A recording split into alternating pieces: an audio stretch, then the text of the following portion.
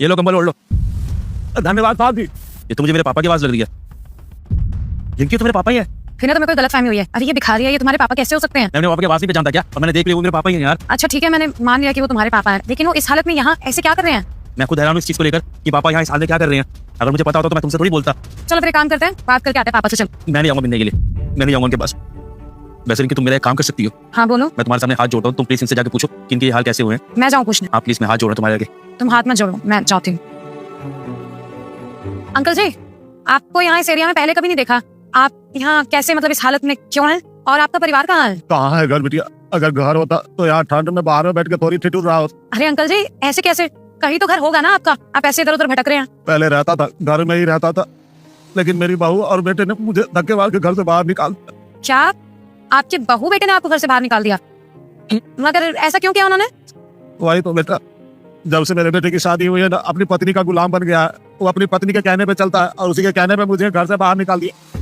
अगर मेरा बेटा चाहता तो अपनी बीवी को मना भी कर सकता था कि बाबूजी को ऐसे घर से बाहर मत निकालो, लेकिन मेरी कोई नहीं सुना, भगा दिया मुझे। अब वैसे अंकल जी, आपके कितने बच्चे हैं? मेरे 2 बेटे हैं बिटिया। तो अंकल जी, जब आपके एक बेटे ने आपको घर से बाहर निकाल दिया तो दूसरे ने आपके बारे में पूछा नहीं? बिटिया, उससे तो इसके बारे में पता ही नहीं है। मैंने उसे पहले घर से बाहर निकाल दिया था। मतलब आपको आपके छोटे बेटे ने घर से बाहर निकाला, उससे पहले आप अपने बड़े बेटे को घर से बाहर निकाल चुके थे?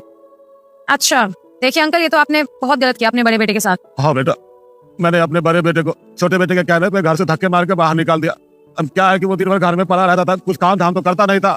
इस बात का छोटे भाई को बहुत बुरा लगता था और उसके भड़काने पे मैंने उसका साथ दिया और उसके साथ मिलकर बड़े बेटे को मैंने घर से भगा दिया। अब बड़े बेटे के जाने के बाद वो नालायक मुझे भी घर से बाहर भगा दिया और मैं भी छोटे बेटे के बहकावे में इसलिए आ गया क्योंकि घर की सारी जिम्मेदारियां वही उठाता था। मेरे पास और कोई चारा नहीं था, मैं भी उसके बहकावे में आ गया। तो अंकल जी, आप अपने बड़े बेटे के पास क्यों नहीं चले जाते? आप अपने बड़े बेटे को बताइए ना कि छोटे बेटे ने आपके साथ क्या किया है। आप उनके साथ जाकर के रहिए ना। मेरे को तो लगता है अंकल जी, आपको अपने बड़े बेटे के पास एक बार जाना चाहिए, क्योंकि अगर आप उसके पास जाएंगे ना तो मुझे लगता है कि वो आपको समझेंगे और आपकी बात सुनेंगे। बेटिया, मैं किस मुंह से बड़े बेटे के पास जाऊँ? जब वो काम धंधा नहीं करता था तब तो मैंने उसे घर से जमीन करके बाहर निकाल दिया। अब मेरी इस परिस्थिति है, अब ऐसी परिस्थिति में मैं किस मुंह से उसके पास जाऊँ? मुझे बहुत शर्म आती है, मैं नहीं जाऊंगा उसके। तो क्या अंकल, आप पूरी जिंदगी ऐसे इधर उधर भटकते रहोगे? भले मैं उसका बाप हूँ, लेकिन मैंने उसे बहुत जलील किया था। अब इतना सब कुछ करने के बाद मेरी हिम्मत नहीं पड़ रही है कि मैं अपने बड़े बेटा को अपना दुखड़ा सुनाऊं, चाहे मुझे पूरी जिंदगी ऐसे ही भटकना क्यों न पड़ जाए। लेकिन मैं कसम खा के कहता हूँ बिटिया, मैं अपने बड़े बेटे के पास वापस नहीं जाऊँ। पापा, अब आपको भटकने की जरूरत नहीं है, मैं आ गया हूँ। बेटा बेटा बेटा बेटा बेटा। पापा ये क्या हालत बना रखी है आपने अपनी? अरे आपके साथ इतना कुछ हो गया, आपने मुझे बताया क्यों नहीं? और आप मेरे पास क्यों नहीं आए? किस मुंह से तुम्हारे पास आता बेटा? मैंने तुम्हारे साथ बहुत गलत किया। अरे पापा, कुछ गलत नहीं किया आपने। आपने जो किया था बिल्कुल ठीक किया था। अरे माँ बाप अपने बच्चों को डांटते तो सही मतलब थोड़ी है कि माँ बाप की अहमियत खत्म हो गई है। अरे मैं भी कौन सा कुछ करता था पापा, सारा दिन घर में पड़ा रहता था, कुछ काम धंधा नहीं करता था। आपने बिल्कुल ठीक किया था घर से निकाल के मुझे। देखिए ना पापा, आपने जब मुझे घर से बाहर निकाला उसके बाद मुझे पैसे की अहमियत पता लगी और मैंने मेहनत करी। उससे पहले तो बेपरवाह होकर मैं जिंदगी जी रहा।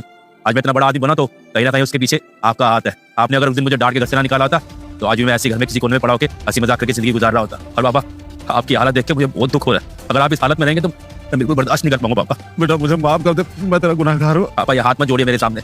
अरे आप मेरे पिता हैं, आपको ऐसे दर्द भटकने की जरूरत नहीं है। आप मेरे साथ चलिए, आपका बेटा इस काबिल हो गया कि वो अब आपको अपने साथ रख सकता है। चलिए मेरे साथ। देख बेटा, मैं तुम्हारे ऊपर बोझ नहीं बनाता था, मुझे माफ कर दे बेटा। कैसी बातें कर रहे हैं पापा आप? अरे आपने मुझे पैदा किया है, पाल पोस के बड़ा किया, इस काबिल बनाया है कि मैं कुछ कर पा रहा हूँ। और पापा, आपने जो मुझे डांटा धमकाया मारा पीटा, उसमें आपकी कोई गलती नहीं थी। अगर बच्चे गलती करेंगे तो माँ बाप को उन्हें सुधारना ही पड़ेगा ना। पिता का दिल ना नारियल की तरह होता है, ऊपर से कठोर और अंदर से बहुत मुलायम। पापा, आपने कुछ गलत नहीं किया है और पापा मैं आपको इस हालत में नहीं देख सकता। अगर आप ऐसे रहेंगे तो मैं अपनी जिंदगी के अंदर कुछ नहीं रह पाऊंगा और मैं आपको इस हालत में नहीं देख सकता। आपको मेरे साथ चलना ही होगा पापा। और सच बात तो बताऊं पापा, आप आज जिस भी हाल के अंदर है ना, उसके अंदर कहीं ना कहीं मेरी भी गलती है। आपके घर से बाहर निकालने के बाद में मैं एक बार भी आपसे मिलने के लिए नहीं आया। बहुत गलत किया मैं। अगर शायद मैं घर वापस आता तो आपके ये हाल ना होते। और बहुत गलत किया भाई ने आपको घर से बाहर निकाल के। और पापा मैं सच बता रहा हूँ, मैं नहीं रहने दूंगा आपको यहाँ। सच में बेटा, तू ही मेरा असली बेटा है। देखना, जिस नालायक का साथ दिया, उसके कहने पर मैंने तुम्हारे साथ दुर्व्यवहार किया, उसने मुझे घर से बाहर निकाल दिया और तुझे इतना जलील किया। मेरे भी तो बाप की गलती को माफ कर रहा है, अपने साथ ले जाना चाहता है बेटा। तो मैं तुम्हारा गुनहगार हूँ, सच में मैं अपनी नजरों में गिर गया हूँ बेटा। पापा, आपको भटकने की जरूरत नहीं है, आप मेरे साथ मेरे घर चलिए।